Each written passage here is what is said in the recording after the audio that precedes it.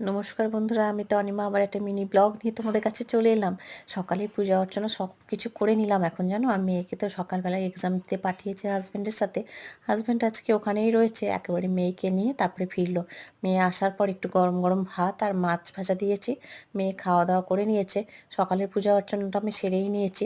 দুপুরের পূজাটাও করব। এখন একটু এই যে পড়াতে বসেছি। পরীক্ষার সময়গুলো তো বাচ্চাদের সাথে এরকমভাবেই টাইমটা স্পেন্ড করতে হয়, কিছু করার নেই। ওরা ছোট মানুষ, ওদের মতো করে একটু বুঝিয়ে সুঝিয়ে একটু একটু করে পড়াতে হয়। যেহেতু শরীরটাও বিশেষ ভালো নেই আর কি, তাই দুপুরে পূজাটাও করে নিলাম। এবার চলো একসাথে খাওয়া দাওয়া করবো। হাজব্যান্ডও বাড়িতে আছে, আজকে তিনজনে মিলেই খাওয়া দাওয়া করবো একসাথে।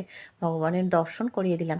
এখানে রান্না করেছি পেঁপে আলু তরকারি, উচ্ছে ভাজা, তার সাথে মাছ ভাজা আর এই যে ডাল। এই হচ্ছে আজকে দুপুরের আমাদের লাঞ্চের মেনু। চলো বন্ধুরা, আজকের মিনি ব্লগ এই পর্যন্তই রাখলাম। সবাই ভালো থেকো। দেখা হচ্ছে পরের মিনি ব্লগের সাথে। ততক্ষণ সবাই সেফ থেকো, সুস্থ থেকো। Bye bye.